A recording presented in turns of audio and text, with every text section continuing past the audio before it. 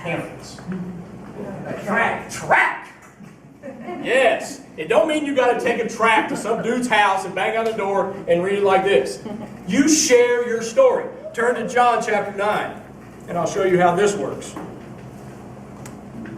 John chapter 9, verse 1 and following.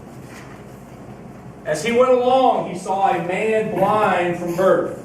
His disciples asked him, Rabbi, who sinned, this man or his parents, that he was born blind? Neither this man nor his parents sinned, said Jesus, but this happened so that the work of God might be displayed in his life. Anybody ever ask yourselves, why did this happen to me? There's your answer. Don't look any further. You wonder why bad things happen to good people? Anybody heard that? So that the work of God might be displayed in his life. As long as it is day, we must do the work of him who sent me. Night is coming when no one can work. And while I am in the world, I am the light of the world. Skip down.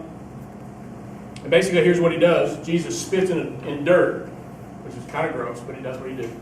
Spit in the dirt, made some mud, wiped it over the man's eyes, and guess what?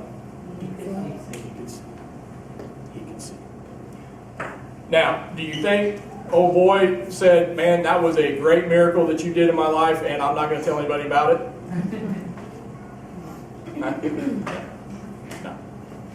He went and he shared his story. Why is it so important that we share what Jesus has done in our life? We can have those conversations. We don't have to quote Scripture to say, hey, this is what God did with me, because I was an idiot, and I did this, and the only one who brought me here was Jesus Christ. Because lines get crossed, relationships get built, then all of a sudden you're beginning to impact somebody's life because, oh, I can connect with that person because they have the same story I do. And look at them now, and look at what God has done in their life. Maybe all of a sudden now I have hope. Because if he did it for them, he'll do it for me. Right? Okay, number 3. We've kind of already touched on this, but I'm going to do it again. You can invite people to church. I know. Taking a risk. But I think most of you have taken that risk. I think you're kind of okay. You can invite people to church. Go to John chapter 4. And I'm not going to read the whole thing. But here it is, in context.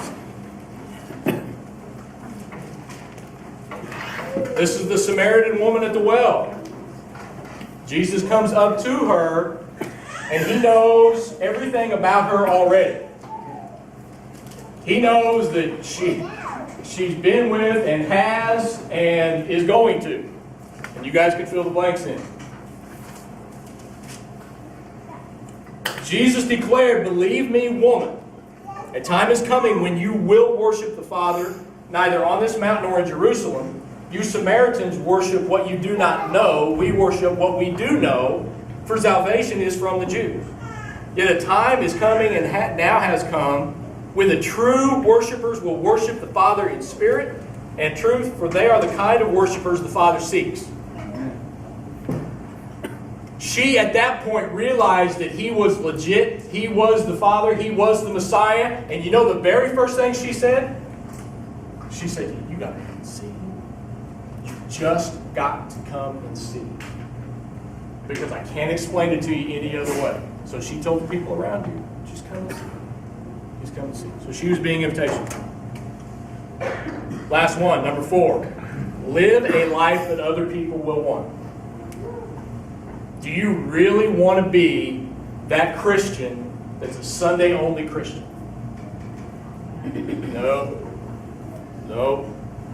What's going to draw people to you and make them realize that your faith is true and legit? It's how you walk Sunday through Saturday.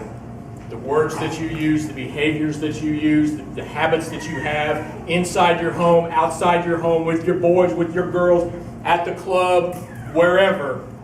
What are they going to see? And yeah, I did say club. Because it's okay for Christians to go to club. Why is it not? That's where Jesus would hang out. He sure wouldn't be hanging out Friday night worship time.